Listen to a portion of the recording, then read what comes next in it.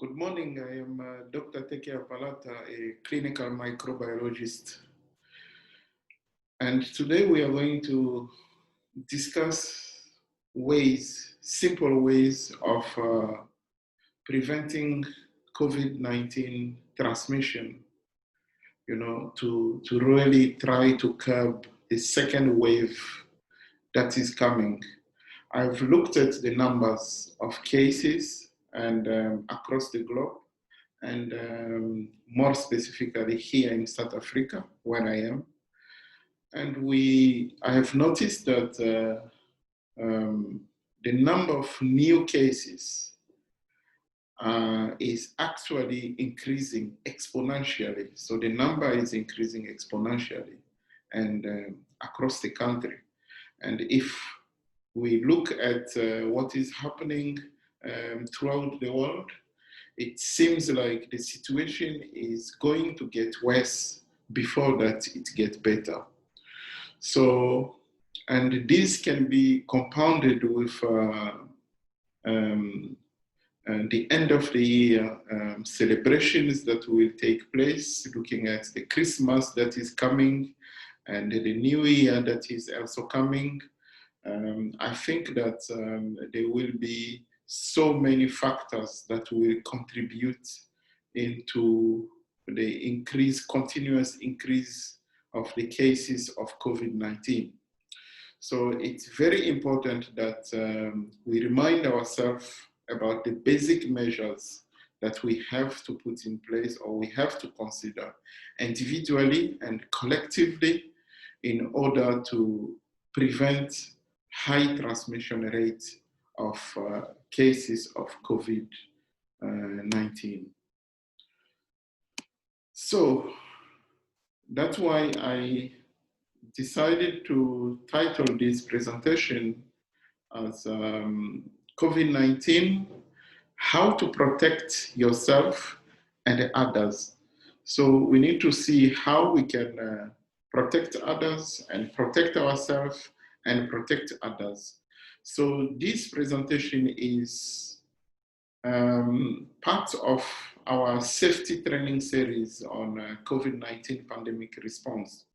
And it is our obligation to the society, to the community, to try to use the knowledge that we have about the disease to try to assist.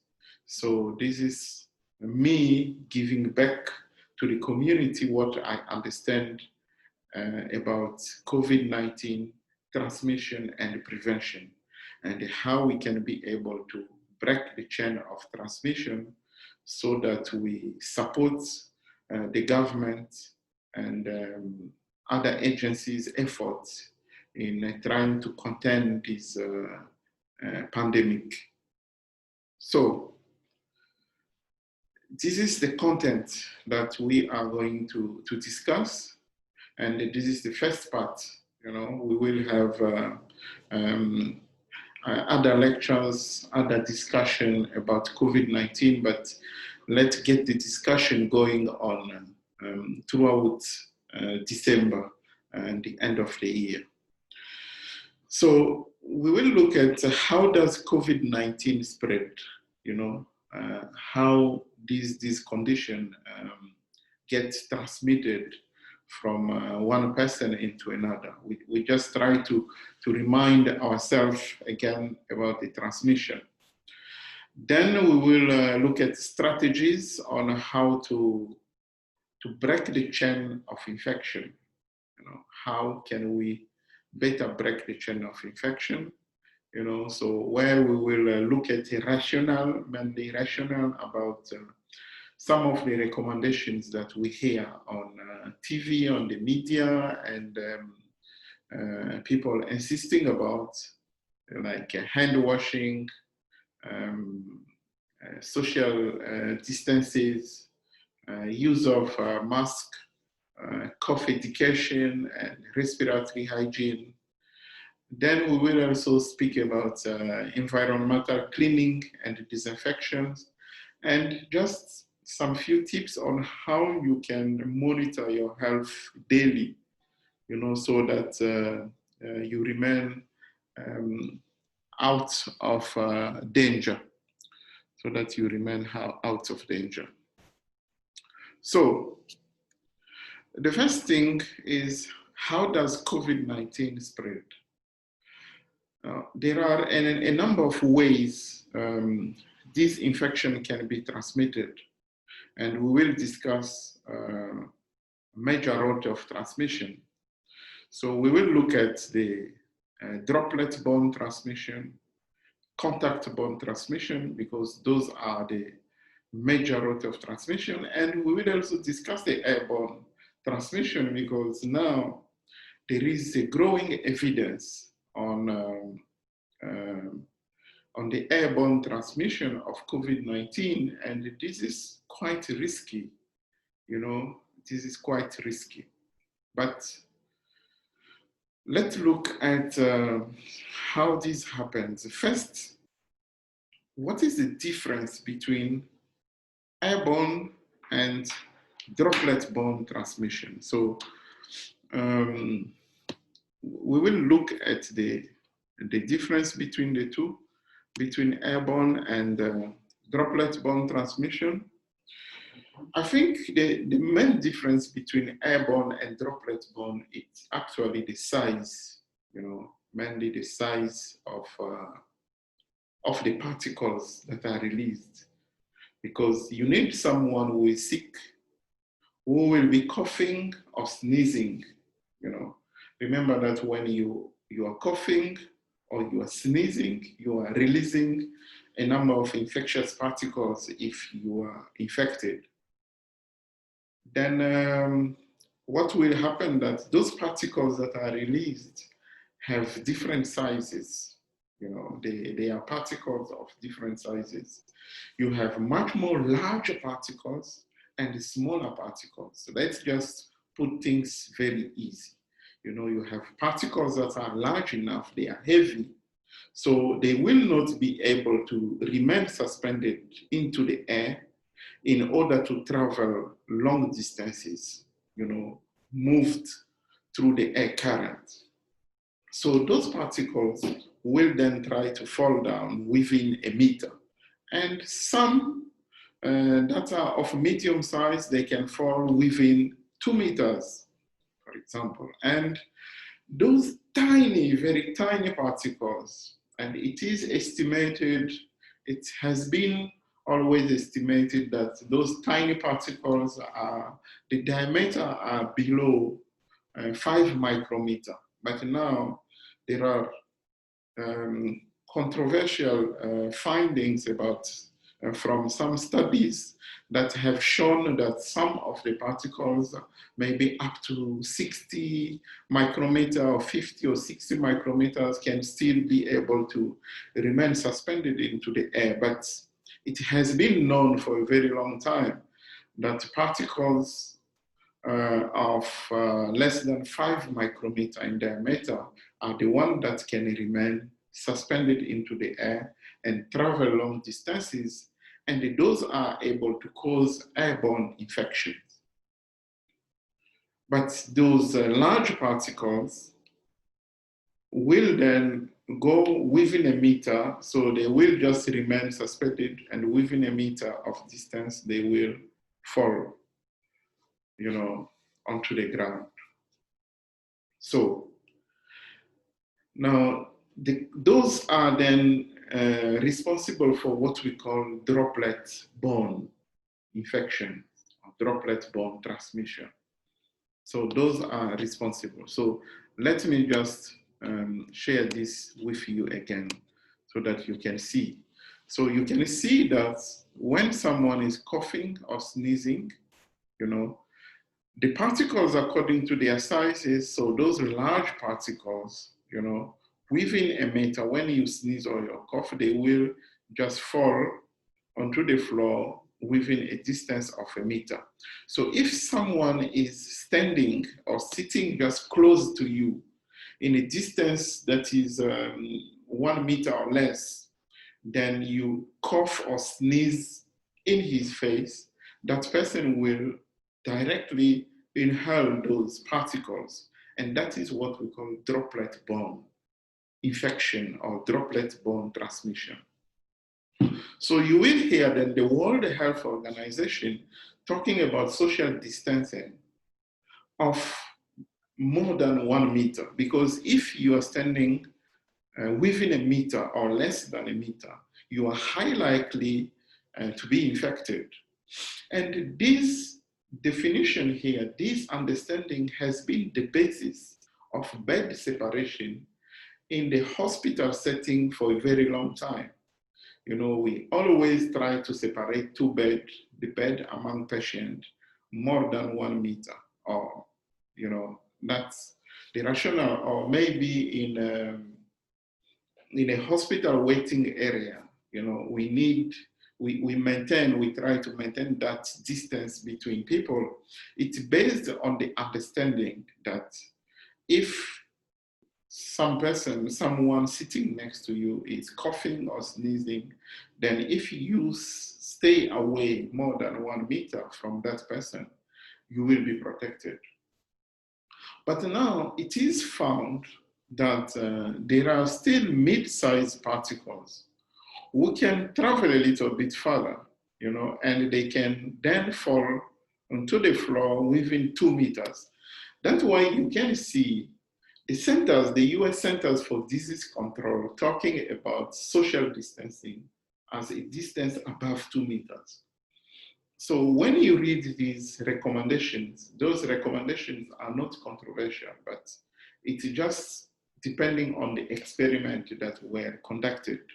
So the WHO will say social distancing is that you need to be more than 1 meter from the other person. But then the CDC, that is the Centers for Disease Control, will say more than 2 meters.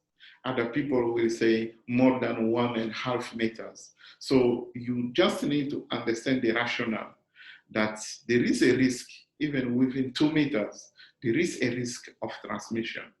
So if you have a way to stay, you know, 2 meters apart from the other person, it's much more better to try to prevent the risk of droplet-borne transmission.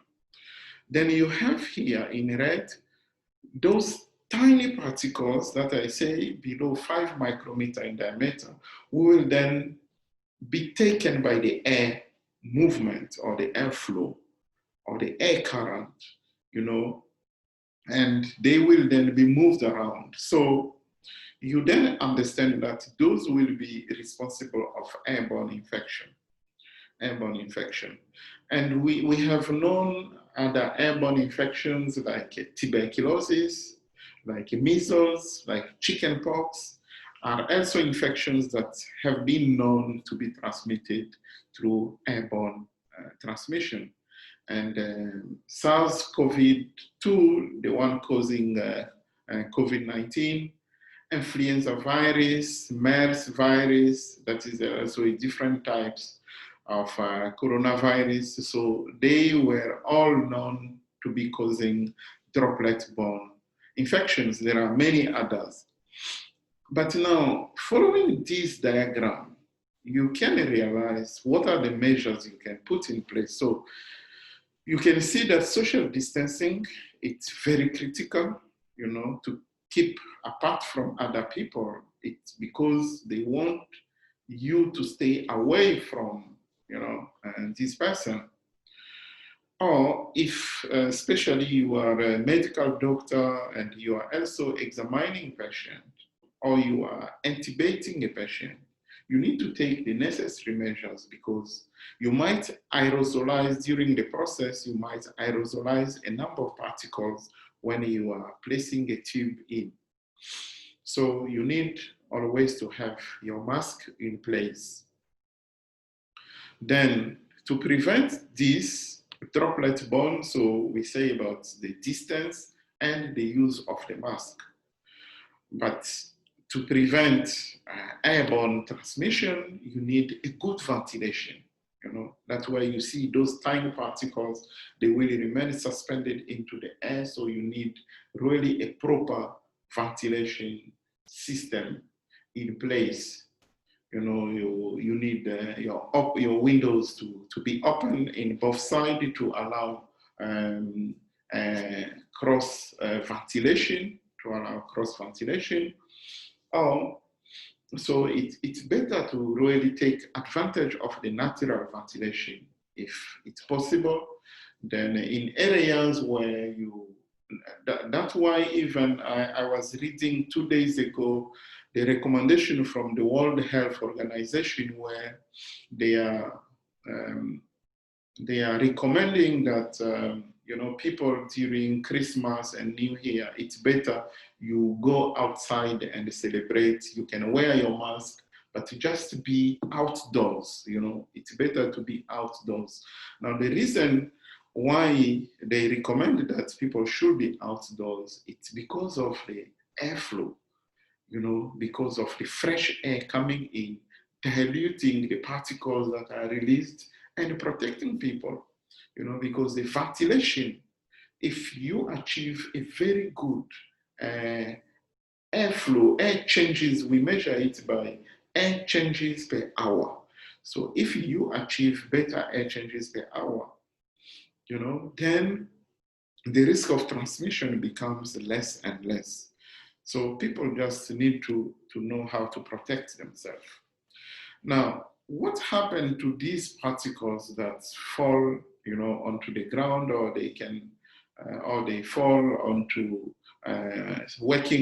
work surfaces, like on the table or on the computer when you are working, or and in different places, because when you cough or you sneeze, the particles are released and they can fall here and there.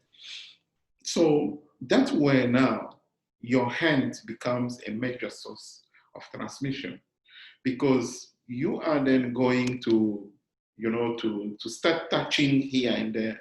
Let's say that someone here in a reception area or in this office was coughing and there are particles on the table. Then with my hand, I touch here. I will then carry those particles. Okay. Then I can touch my nose or scratch my ears or my mouth.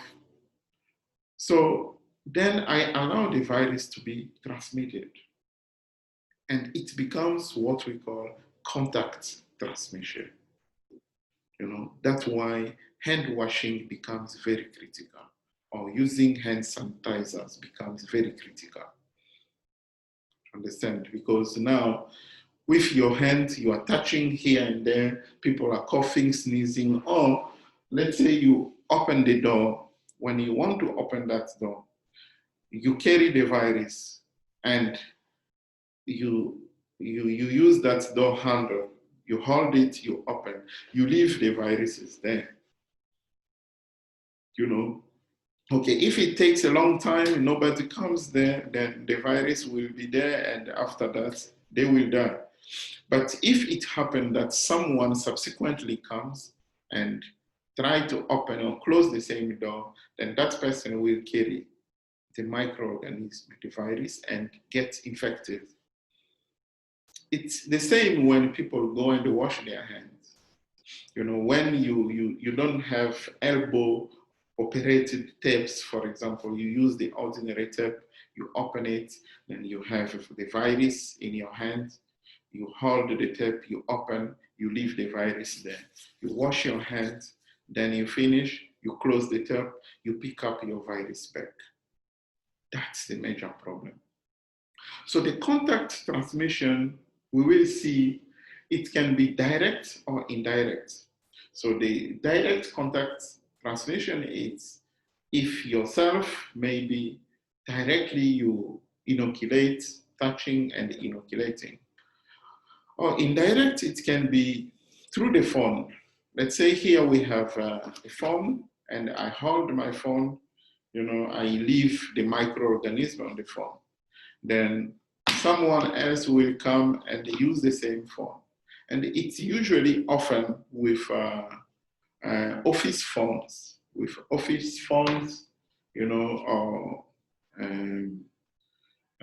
or any other things that are used by different people. So this one will come leave the microorganism, another person will come and pick it up. So that is how the transmission takes place. So those are the three, the commonest way the virus can be transmitted. So just to elaborate further, here you can see someone coughing or sneezing, then you have large particles that are there, the big dot, and the smaller particles. So it's all a mixture of different particles. Then those one, if you are standing or sitting next to that person directly, let's say less than a meter or less than 2 meters, there is a high chance that you directly contract the infection. Or some of the particles can fall in your hand. Let's say people who put their hand like this to cough or sneeze, then you directly contaminate your hand. Then you can greet someone, then that person then gets the particles and infect himself. Or maybe the particles will fall, in the hospital bed, for example, of the patient, or the tables, or wherever other people will touch, then they will get infected. Then some of the smaller tiny particles will then travel long distances. And this is usually, the airborne transmission has been reported mainly in the hospital setting. In the hospital setting where you can see that there are certain procedures. There are certain procedures that the doctor can be exposed to. There are certain procedures that the doctor can perform, like intubating a patient, for example, intubating a patient, or other procedures, high-risk procedures like bronchoscopy and so on, where you are actually creating aerosols in the patient to release a number of aerosols. So if you are doing those type of procedures and you are not protected, so the risk is very high of those tiny particles to be released. And that's where the airborne transmission can really take place. The airborne transmission can take place. Now, you can see here, for example, people sitting in a boardroom, talking, this one might cough and, droplets transmission immediately. Or here you see direct contact. This one has a virus, he was coughing, and he has the particles in his hand, directly transmitted that to another person. And here we have indirect transmission that is happening. So you will see that those are the different ways that the infection will happen. So we try to understand the transmission. Now, let's try to understand something else, what we call the chain of infection. So for the infection to happen, there are a number of factors that need to be considered. So the chain of infection has 6 elements. One is the infectious agent. So you need an agent. And here, in the case of COVID-19, it's that virus, the virus that is causing the disease, the COVID-19 disease. Then that virus is coming from a source. The source can be the infected person. The source can be wherever that virus is sitting, on a door handle. The source can be on the wet surfaces where you can find the virus. So there are different sources, but the major source, especially for the virus, is actually a sick person. Okay. Then you need a mean of exit. So that virus should then exit. How does it exit from the source? The source is a sick person.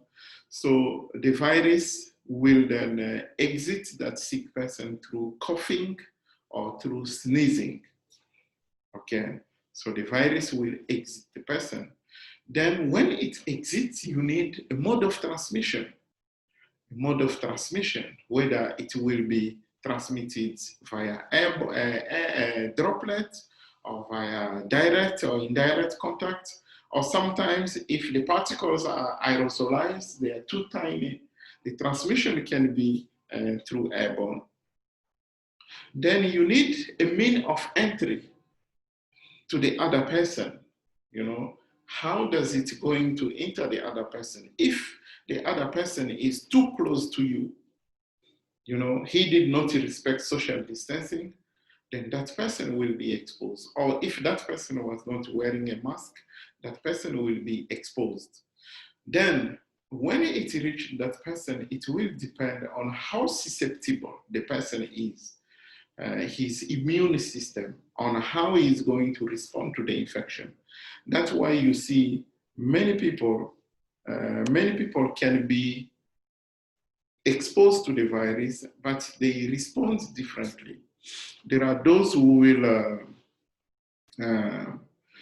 develop a much more severe infections, and others will develop mild infection, and some will even be asymptomatic. You know, so it depends on how susceptible those hosts are, how is their immune system. That's why the role of the vaccine becomes important, to try to boost your immune system. But we will discuss the vaccine in another topic. So the chain of infection, for an infection to take place, there are all these factors that we try to summarize them in 6 points. So the chain of infection is made of 6 elements. So the first one, I say that you need a virus, and the virus is there. The source, that is a sick person who is carrying the virus. Then that's 2. So you need the infectious agent, the virus, you need the source, that is the sick person.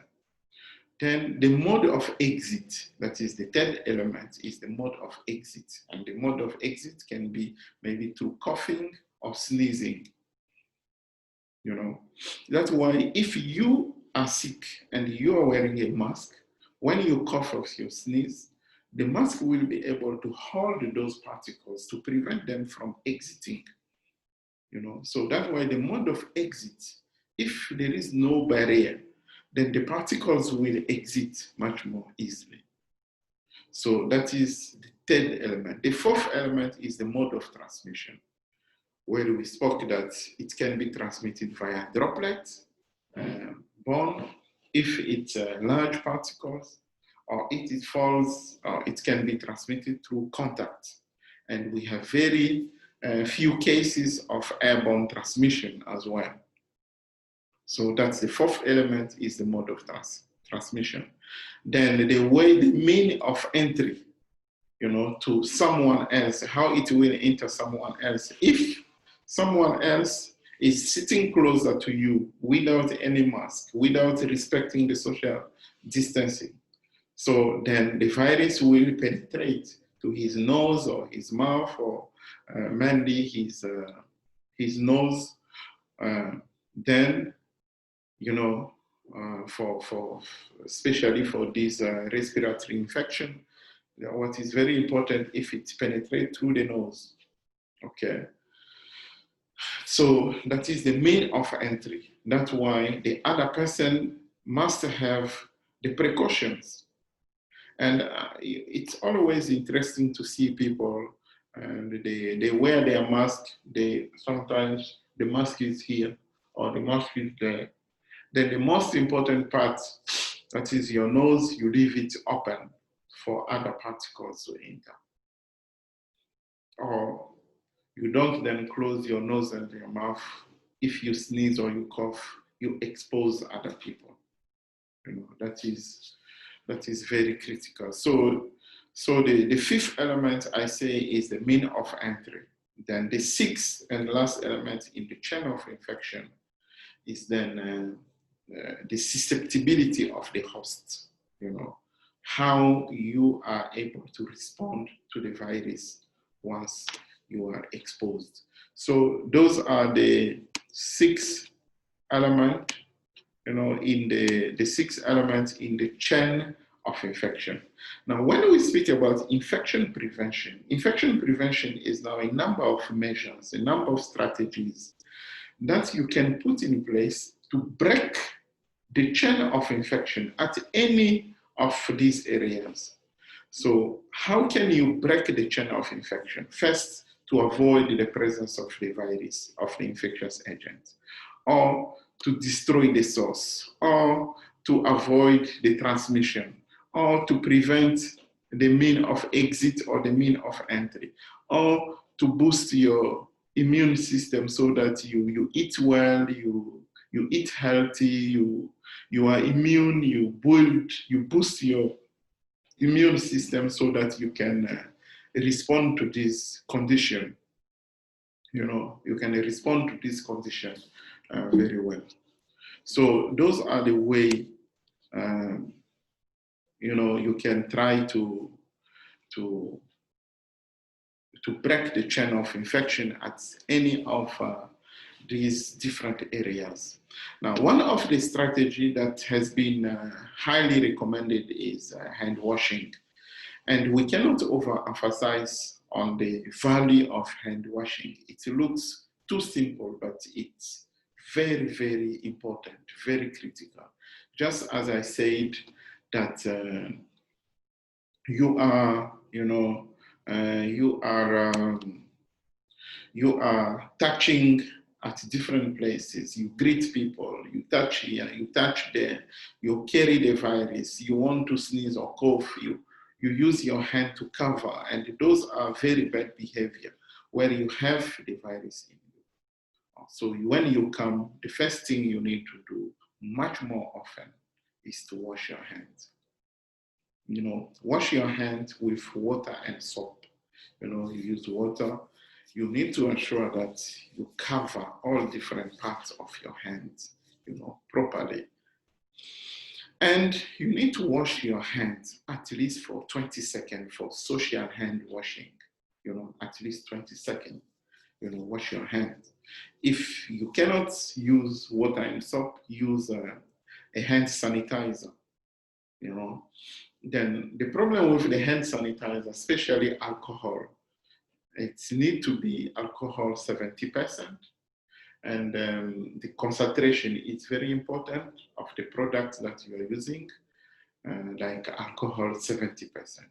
Then the volume is also important because it's not just like a tiny volume, then you do like this, you're not properly washing your hands. So you need a volume of 2 to 3 mils that is able to help you, depending also on how big your hands are, to be able to properly cover different areas of your hands. Pay attention to areas that are that are often missed. It helps you, but even if you use alcohol hand rub for 2 or 3 times, it's still better to go and use water and soap, to try to wash your hands. It's very, very critical that you wash your hands. So avoid touching your face because your eyes, your nose, your mouth, with hands that are not washed, because you allow the virus to be transmitted.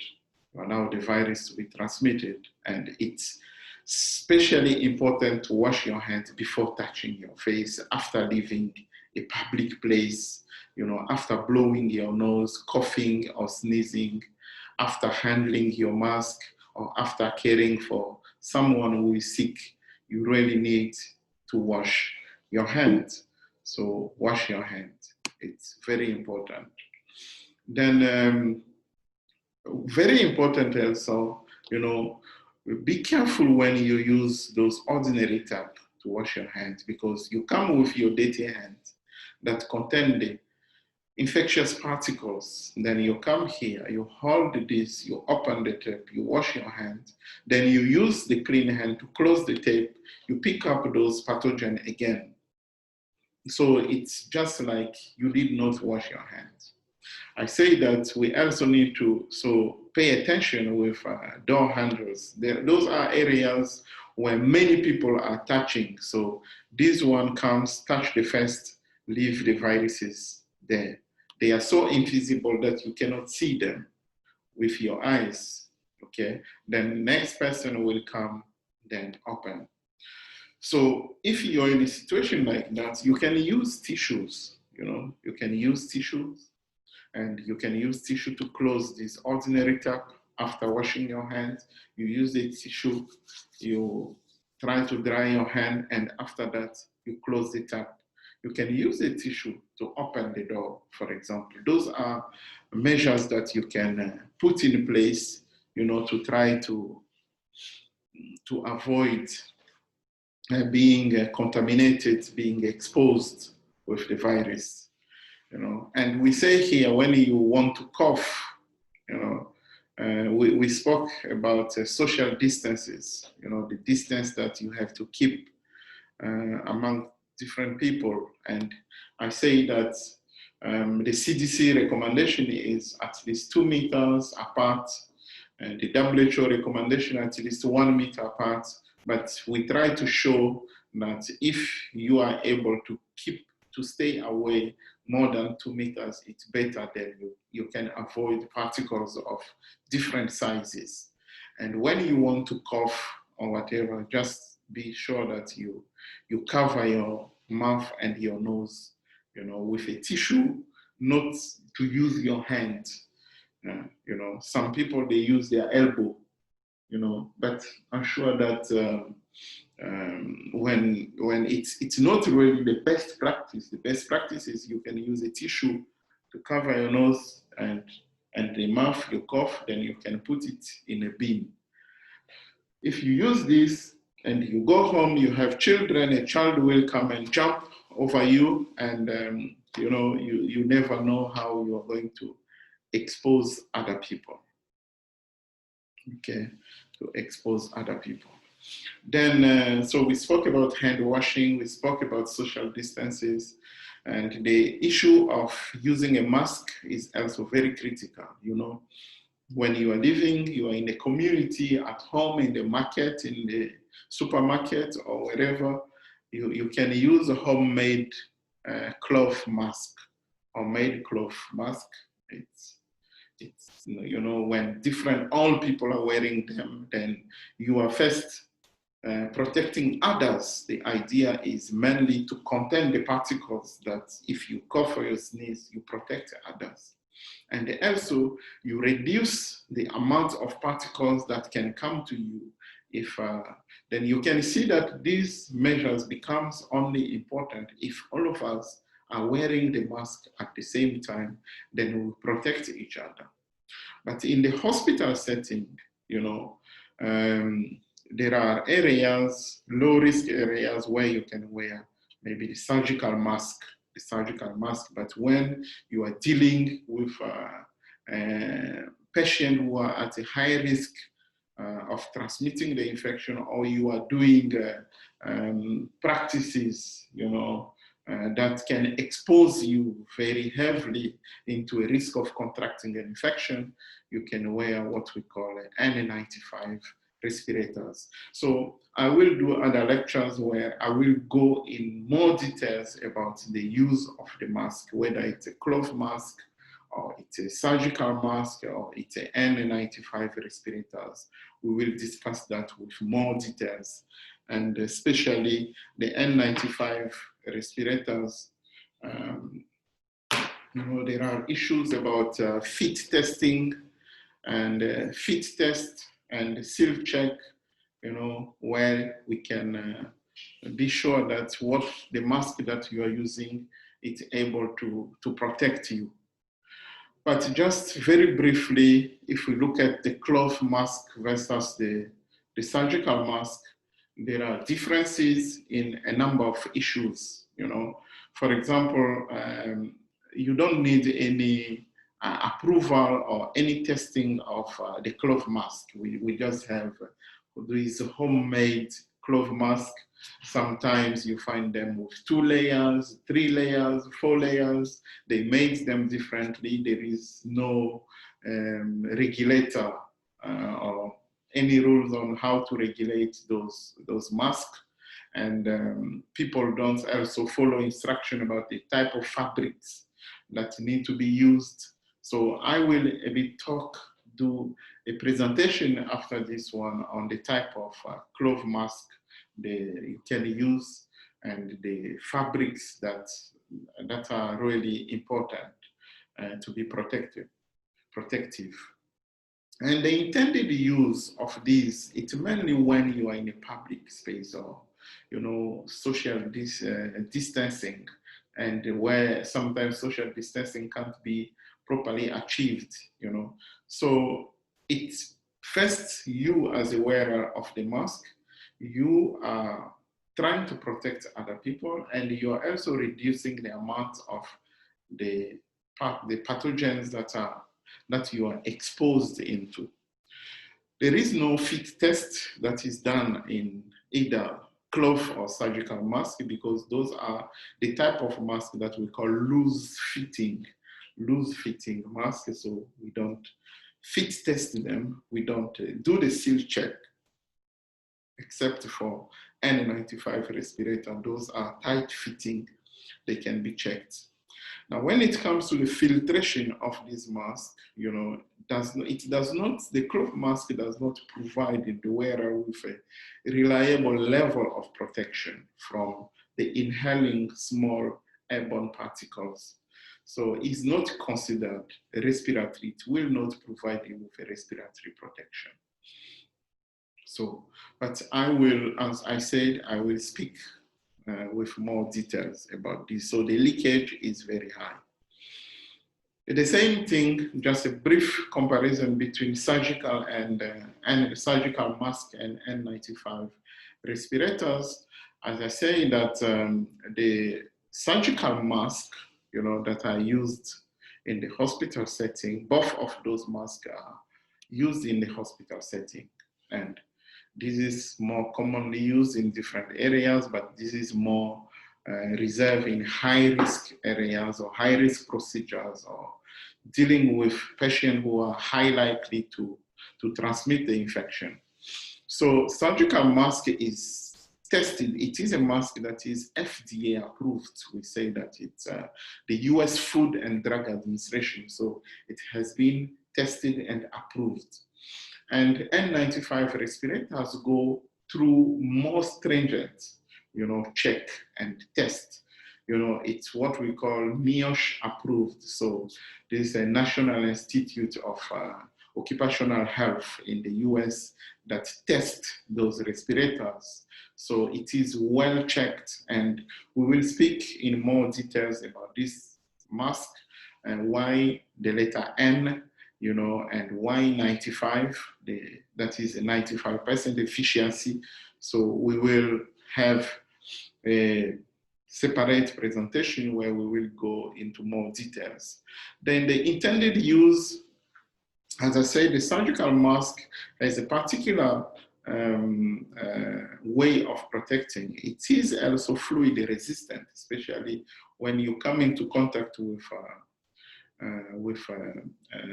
different fluid related particles. It provides some fluid resistance and provide the wearer protections against large droplets. When you're exposed to large droplets, you can be protected, like splashes and sprays, or, someone coughing directly, or, and other hazardous fluid, you can be protected.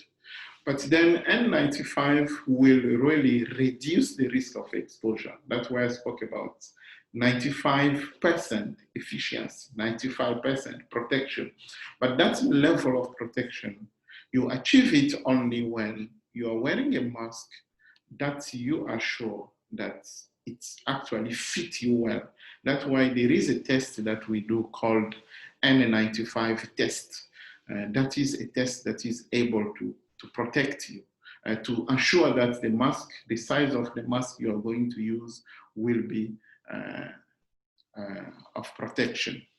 Then we also do the seal check. I will go through this in more details.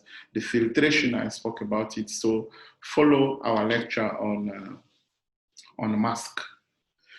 Then the other thing is what we call cough education and the respiratory hygiene. So people need to be educated on how to cough. You know, you sit next to someone, you want to cough, just turn your head, move your head aside. Use the tissue, cover your nose and mouth and cough, and dispose the tissue in a bin, you know. And here, use a hand sanitizer, you know, to wash your hands, or use water and soap to wash your hands. This is really what we call cough education. So we will continue the second part of this presentation, where we will deal with environmental cleaning. So please follow us on next part of this presentation, where we will mainly discuss environmental cleaning and the rest of the session about this lecture. So please try to put in place these measures and to keep yourself safe and protect yourself, and leave your comments, ask questions, let's discuss, let's try to understand these things very well so that we can protect ourselves and also protect the others. Goodbye for now. Thank you.